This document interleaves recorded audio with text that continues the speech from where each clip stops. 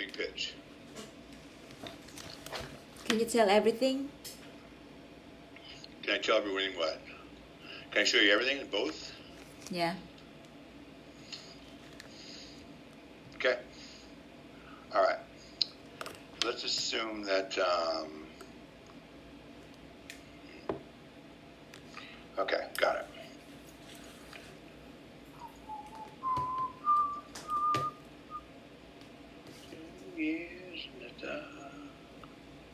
There we go. Install embedded fonts. That's what I'm having a problem with. Someone gave me a font that I don't have.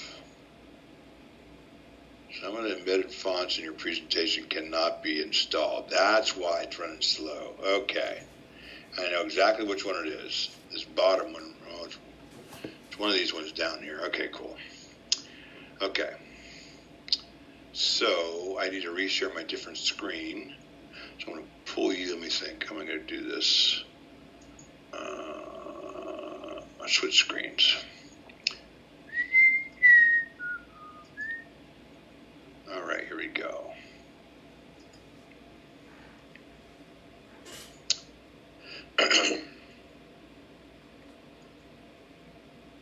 Single, I want the one from here, which is the multiple.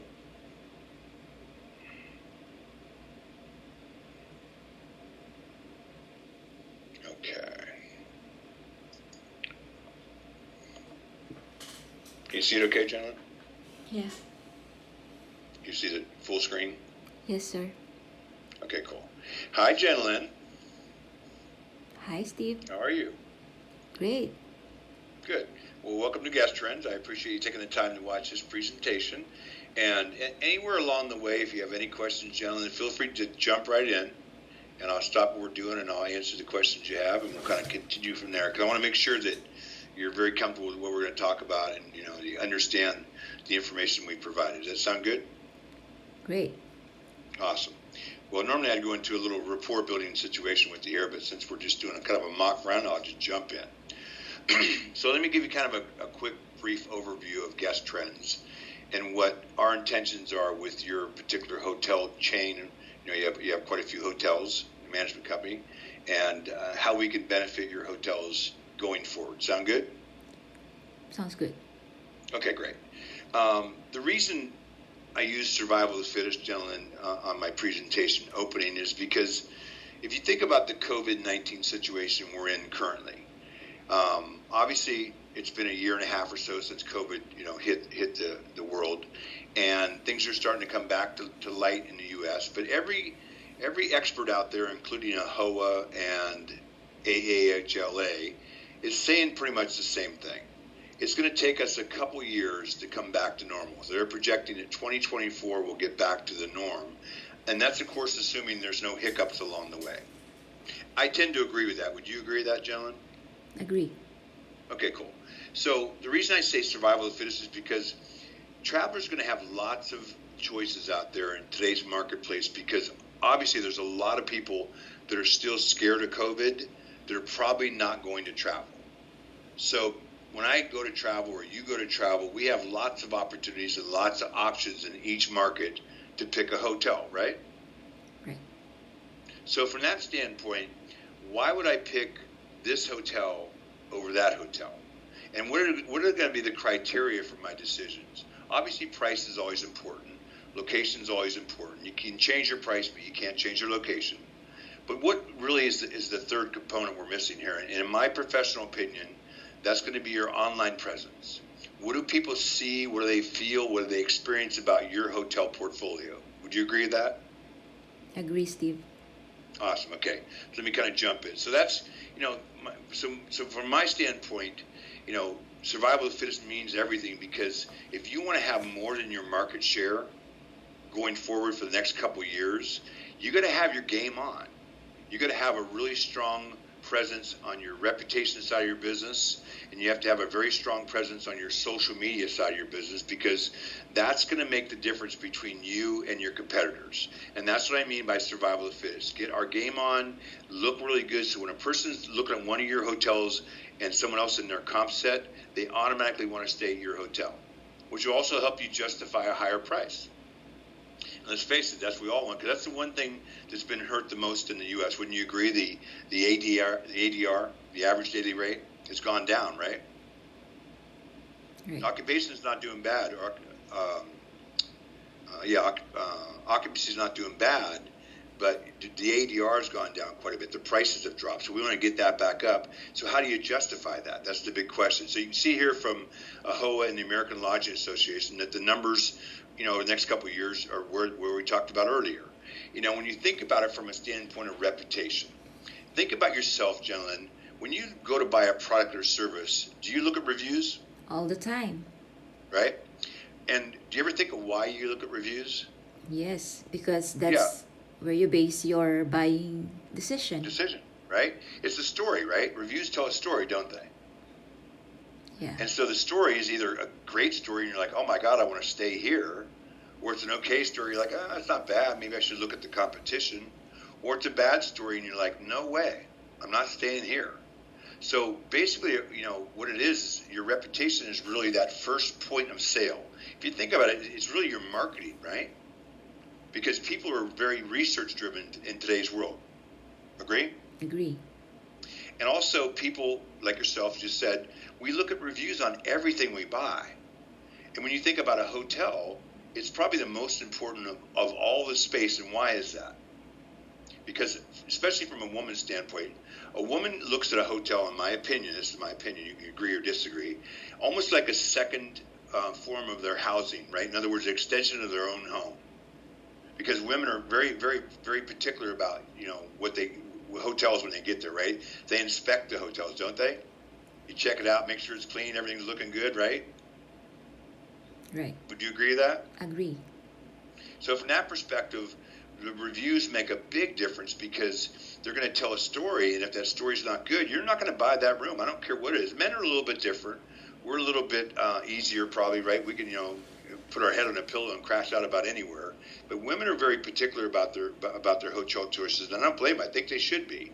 So this information I'm going to go over right now comes from a combination of TripAdvisor and Cornell University. Of course, Cornell University is the number one college university in the world when it comes to hotel degrees, right? Everybody's familiar with Cornell. So I'm going to go through a couple quick facts just to kind of, gear us up a little bit here. So how many reviews do you think people look at before they make a buying decision to either buy your product or move on? What would you guess? 5, at You're least. pretty close. Average is 8. 6 to 10 is the window. And if you think about it, we're all in a hurry, right? Right. Everybody's in a hurry. So we're not going to spend all day looking at reviews on page 3 and 4 and 5 and 6. We don't care about that. Plus, they're probably old, right? We read the first couple pages of reviews. We make a decision to either buy that product or service, or we make a decision to buy the competition, right? Right. So basically in that first, 10 reviews, let's say, is where you really have to focus a lot of energy, because if you think about it, when you go to look at reviews, do you read the positive or you read the negative first? For my personal opinion, I will look for the negative review first. That's right. Because that's where our fear sits, right? Yeah. What am I getting into? Is this hotel going to be clean? Is the staff going to be friendly? Is there a lot of partying going on where I can't get sleep at nighttime? That kind of stuff. So basically, people look at negative reviews first. And unfortunately, people write twice as many bad reviews as they do good ones, right? Right. And let me kind of give you a little example of how I kind of do that. When I go to a hotel and I check into the hotel, I have expectations. I expect the front desk to be nice. I expect the price to be the same you quoted me on the phone. I expect the room to be clean, the hotel to be quiet, and the coffee to be hot in the morning. So when I check out tomorrow, as a manager, you're sitting there going, wow, Steve, how was your stay? Give us a review, right? In my mind, I'm thinking, we're even. Because my credit card went through last night, correct? You completed all the things I expected, so as far as I'm concerned, we're kind of even. But you're sitting there going, hey, we need a good review. And I get that, because you want to get those reviews coming in to tell the world you got a great product and great service. But in the mind of the traveler, they don't feel that way. So it's that above and beyond the call of duty that gets me over that edge. Let me give you a little quick story about that. One time I was traveling, and I travel a lot. I probably stayed at least 1,000 hotel rooms in the last 5 years. Well, not that much, probably 500. So when I travel, all this time, guess how many times I got a phone call in my room after I checked in to see how the room was? Guess how many times that happened to me? Once. One time. And my experience was really bizarre because I was in personal mode. I wasn't in business mode. My TV remote wasn't working right. The guy says, is there anything you need, Mr. Lewis, extra towels? I'm like, no. My remote's messing up. Knock on the door. 2 minutes later, somebody hands me a remote and walks away. So what was my first thing I was feeling? I felt special, right? It was that little extra step that they made to make me feel at home and that they cared. And guess what I did next? I wrote them a review. They didn't even have to ask me. So it's that little extra effort that gets me to get that review, because obviously, if I'm happy, I paid for their services, I gave you my credit card, I should get a clean room, right? I should get a friendly staff. So I really like to implement that kind of thinking into the minds of your front desk staff when we do our training, because getting that front staff to understand it's the little things that matter the most is where we really get the value and we get that extra oomph when it comes to asking a customer for a review. Okay, so here's another one. I get a lot of questions about how do you deal with bad reviews. So basically, when you think about that, there's a couple ways you could do it. The first thing you want to do is you want to intercept the bad review long before it gets to the internet, correct? Correct. Because when people are upset, if you let them go out there and fume for a day or two, you got a pretty good chance they're going to write a bad review. Agree? Agree. So we want to intercept that. I'm going to come back to that a little bit later. The second thing we want to do is we want to answer that review. Because when you answer the review, there's been studies and surveys that prove that 82% of the time when you answer that review, you neutralize it. Why? Because there's two sides to every story, right? Yes. There's their side and their side. So who's telling the truth? So you tend to push it aside and you read the next review. But if you don't answer that review, especially if it's bad, what have you done? You've made that the truth, right? Right. You've empowered that bad review to become truth because there's only one side, their side. So why wouldn't I believe it? So that's another way, right? And so when you think about it, and then the last way, of course, is if you do get a bad review, get it past the first 10 reviews, because if it's out of sight, it's out of what? Mind, right? Out of sight, out of mind. People aren't going to look at page 3 and 4. So that's basically what we want to do when we're training your staff, is help them understand the process, the psychology behind the review process, why and how to get good reviews coming in. And I'll show you some technology in just a second that will help you understand how we do that. And then, of course, what does it cost you to have bad scores or bad reviews? Well, what they basically found now, and we've got 20 years of looking at this information, is that if you have under 4 stars, you have a potential revenue impact of a negative 32%. That's huge. That's a lot of money, a lot of rooms. And if you're under 3 stars, it's even worse at 48%. So again, getting those reviews up, because again, if you think about how the American psyche works, we've all been educated in kindergarten where we had stars, right? Right. And if your son comes home and gets 3 stars, what do? You put him on your lap and say, son, listen, why did you get 3 stars in your kindergarten class? Because, 3 stars is what? What's a grade for 3 stars? A C. Right? You're right. In our mind. We kind of translate that in our mind. And obviously 4 stars is a B and 5 stars is an A. So, you want to think about it in those terms, because that's what we do when we look at star ratings. We convert that into grades in our mind, kind of on a subconscious level. And then last, but what percentage of travelers consider reviews important when they choose a hotel? This is the biggie. What do you think it is, gentlemen? 90%. You're pretty close. 96%. Almost 100% of travelers look at reviews before they give you money. Again, what are we doing here? When we get our reputation looking good, we're selling. We're telling the world we got the best product. Stay with us. And that's what we want to do. We want to make sure that when they go to look at your comp set in your market, they pick your hotel. That's our plan, and that's why we want to come in and work with your team to get them to understand that's the overall big picture. Make sense? Makes sense. Okay, so here's how our technology works. The first thing we want to do is get ahead of this at the front desk level. Train your front desk employees so they understand how the game is played and why reviews and great responses are so important to the overall financial growth of your company and your hotel, especially in these difficult times. Again, back to that survival of the fittest mentality, right? Right. So what happens is, if I walk in your hotel and I'm checking out of the room today, and Sally or Bob says, "How was your room, Mr. Lewis?" And I say, "Well, it's great. Thank you so much. I love your hotel." And the next thing they should say, and they probably do say, is, "Would you mind giving us a review?" And of course, my answer is going to be what? Yes. Right? Right. Sure, I'll give you a review. And I walk out that door. Now what happens? Every minute and every hour after I leave that front desk, the chance of that good review diminishes. It goes lower and lower and lower, right? Because life starts to press in on my day. Work's calling me, the wife's calling me, right? Stuff's going on. So that commitment fades and fades and fades until it's an obscurity. So how do you get that customer to give you a review right now? Well, you got to basically, or maybe even tomorrow, it doesn't matter. You got to make it easy on them because people will help you out, agree, if you make it easy on them. If I pull into Walmart and you got a pair of jumper cables in your hand and say, "Hey, buddy, will you give me a jump on my car?" What am I going to say? Sure, right? Right. But if you say, "Hey, buddy, would you give me a jump on my car?" and I say, "Sure," and then you say, "Would you mind going and buying me some jumper cables at Walmart?" I'm like, "Well, where's your brother-in-law?" Because that's asking me too much, right? You're pushing the envelope. But if you're asking for a review and you say, "Hey, Mr. Lewis, thank you so much for that review, by the way, appreciate it. Would it be okay if I sent you a link to make it easy on you on your text, or would you prefer email, or both?" Oh, heck, send it to my email. So now what's happened is I got that sitting on my email or my text right there in front of me. So now when I'm at the airport in 3 hours from now or 2 hours from now waiting for my plane, what do? I write the review. Now, are we going to get 100% reviews? No.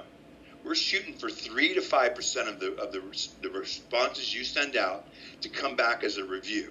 But what happens if you're doing that and you're sending out 10 to 15 email and text a day, you're going to get 5 to 7 good reviews coming in every month on TripAdvisor. And guess what's going to happen? You're going to go straight up because your competitors are only getting 1, maybe 2 a month. Does that make sense? Makes sense. So we get it right there at the front desk to be sent out right on the spot. So it's sitting on my phone as I walk out that door. And then that last thing I say is, "Thank you so much, Mr. Lewis, for that review. And if there's any chance you can write that day, I'd really appreciate it. My boss is watching this. And next time you come in, remind us about that review and we'll take care of you." Boom. Understood? Understood. Any questions so far? You have a great presentation. Thank you. I appreciate that.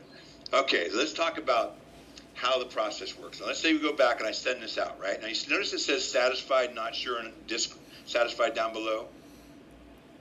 Yeah. Okay, so what that's telling us is there's different types of guests, right? We know this guy's happy. We know this guy's mad. And we have someone who checked out and left the keys in the room last night, so we don't know if they're happy or mad, right? Right. So if they're happy, we set them satisfied. They get this. A direct link right to our review portals. Boom, make it easy on me, right? If they checked out and left their key in the room, we're not sure, we send them this one because we don't know if they're happy or mad, right? And if they said, "Yes, I was happy," it goes back to the one on the left. If they say, "No, I'm not happy," it goes to an internal review screen, which is also our dissatisfied one, and the person writes a review on their phone, and guess where it goes? Back to you and me. It doesn't go to internet. It doesn't go to TripAdvisor. It doesn't go to Google. Because when people are mad, if we can communicate with them and let them know we care, what are we doing right there? We're diffusing the situation, right? And the longer we diffuse the situation, and I tend to calm down about that situation, and I know you care, the chance of that bad review goes smaller and smaller and smaller. And that's what we want to do. We want to get that person calmed down, let them know we care. If it's a really bad review, gentlemen, we're going to push that back to the manager to ask them to get involved because they know what happened, right? Right. Make sense? Makes sense. Any questions about this? None so far. Pretty simple, huh? Yeah. Pretty cool, huh? Right. So here's the other thing. When it comes to reviews, which ones do you have to answer? Question's simple. All of them. Because here's what happens, gentlemen, when you answer reviews. Again, think about your sales hat. We're putting a sales hat on because everybody does research before they buy a hotel. Agree? Agree. So every chance we get to sell them on your property is a win, right? Right. So when we answer the reviews, guess what we're doing? We're telling the world that we care about our guests. Think about that. Isn't that the message you want to send to the world, that you care about all your guests? Yes, of course. So when you answer reviews, that's what you're doing. That's why the franchise brands are so adamant about, getting you to answer your reviews, because it's where the money's at. When you don't answer reviews, it basically says you don't care. And that's not the message we want to send our guests, is it? We want them to know we care about them. Please keep on coming back and tell your friends. So we answer all the reviews. All of our responders are trained. We hire typically from people that worked in the hotel industry because they understand how hotels work. We're continually on them to test them to make sure that their writing skills are proper. They answer custom reviews. So if someone has a review and it says something about the room or maybe about how great the pool was, we respond saying, thank you so much. We're very proud of our pool. We really focus on making sure all of our customers are happy. Thanks so much for that wonderful review.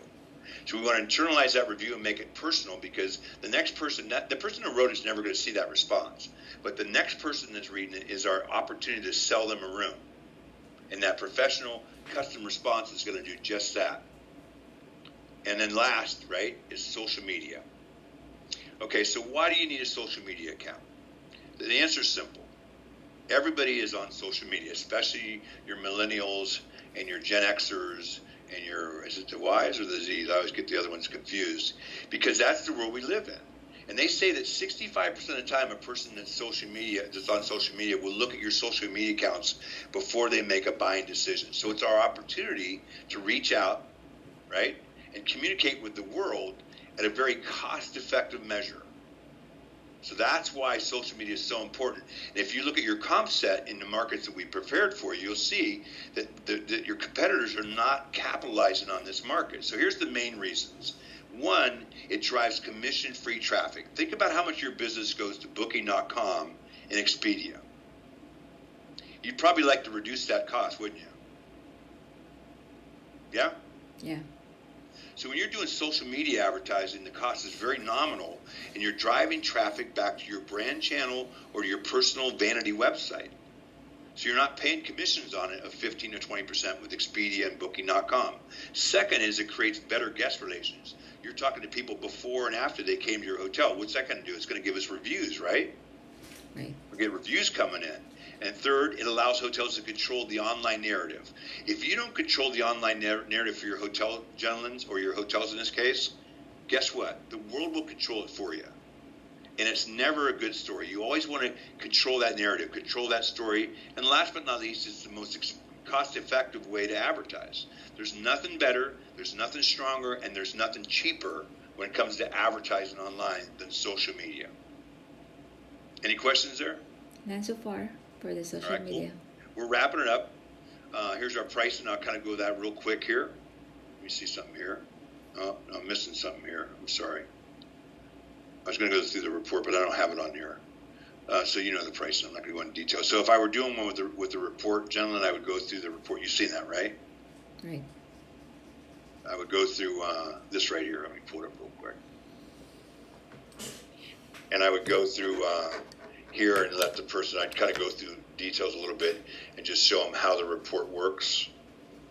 And then once I got it done and I've covered everything, then I give them a PDF. But I don't give them the PDF on the report until I've explained how it works.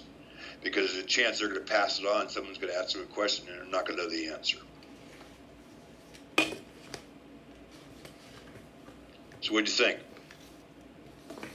Great presentation. Yeah, I like it? Yeah, so much. Cool. Thank you for the wonderful presentation and the story behind it.